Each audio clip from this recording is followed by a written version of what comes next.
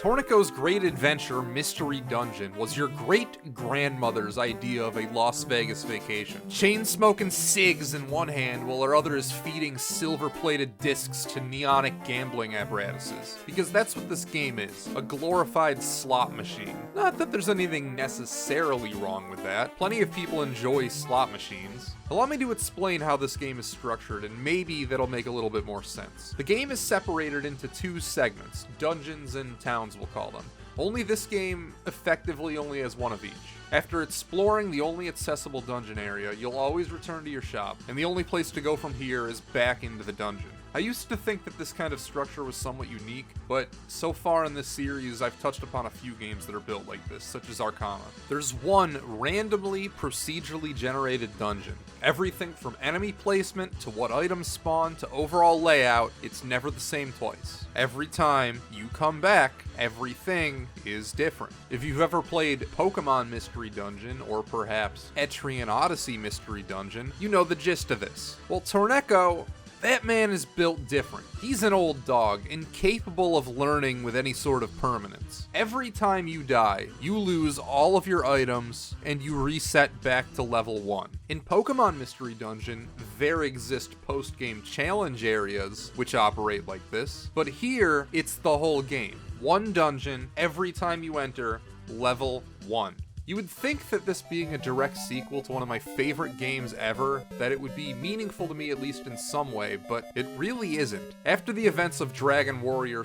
/ Dragon Quest IV, which are all outlined in this game's intro, the fan translation's text is a little messed up here, but overall once you start the game it's fine. They did a good job. Torneko hears of this cave which contains wonderful treasures, just a whole bunch of treasures. Being the adventurous, risk-taking business owner he is, he uproots his wife and son from the shop you spent Chapter 3 and DQ4 starting. He takes them and opens up shop right in front of this magical, randomly generated cave. It's your job to get treasures from said cave to sell at your shop, at least in storyline, because the underlying game mechanics don't really back this up. Your shop grows in size based on how much gold you find from said cave, not the value of whatever items you come across. When you die, you keep half your gold, presumably generating life force from the other half. Unless you happen to find a safe, then you keep everything. Anyway, upon death, you only keep gold, not items.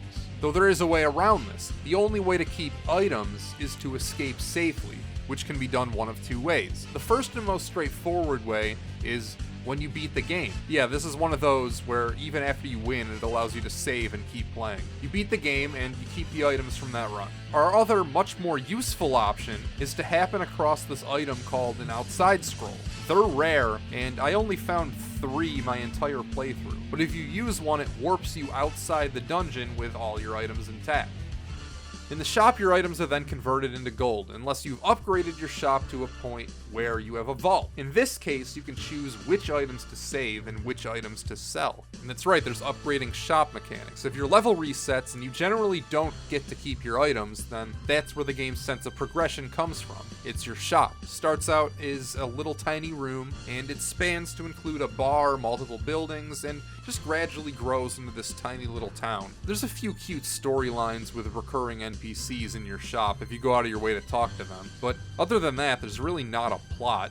Upgrading your shop, the sole gameplay perk it provides, is that you get to save your items and take them back into the dungeon with you. But as with everything, there's always a catch. For some inexplicable reason, your wife is controlling the supply of items. She only allows you to bring 1 of your banked items into the dungeon at a time. Though before my winning run, that number was upgraded to 2, so I assume if you keep playing the game, she keeps allowing you to bring more and more items into the dungeon until eventually you're able to prepare well enough to win.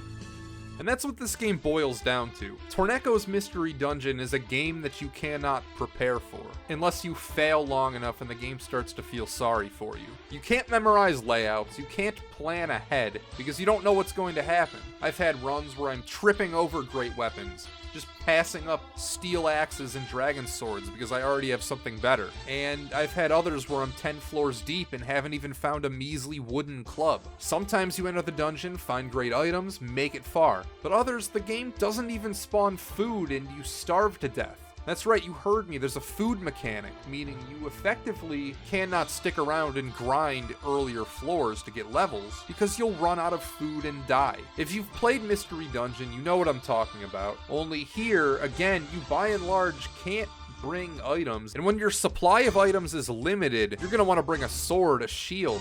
You're not going to want to use your one item on a piece of food. I skimmed Mike Matei's live stream of this game, and he found this thing called the belly ring. Well, I would always want to have that belly ring. And I can take only one more item. That's the problem.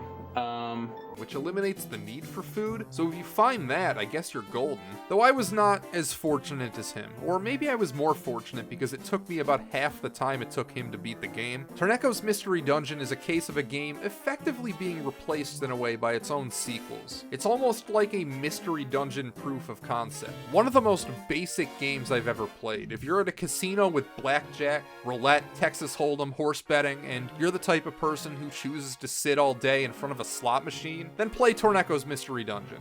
But if you're looking for real Mystery Dungeon goodness, then play Pokemon Mystery Dungeon Blue Rescue Team or Pokemon Mystery Dungeon Explorers of Darkness. They're both on the Nintendo DS, and they tell the best stories in the entire Pokemon multiverse. Yes, that does include every movie and every episode of the TV show, and every TCG card description. Wait a second, do Pokemon cards have descriptions like Yu-Gi-Oh cards? I don't know. As a tween, those games made the back of my head blow off. You are the Pokemon? What madness was this? It was a dark time for the franchise too. The DS had been out a little while, Diamond and Pearl didn't exist yet, and all we had was Dash and Torose. Ugh. PMD came out at the perfect time. Not every kid on the playground owned a DS, but we all loved Pokemon. Wouldn't it be a little weird if you went to sleep one day and woke up one as a day? Pokemon? That's right, I already did a video on the original Pokemon Mystery Dungeon. My diabolically cunning plan to transform this review into something else because it's too short ends in failure, I suppose. Anyway, never trust anyone who needs a haircut. See you next time, goodbye.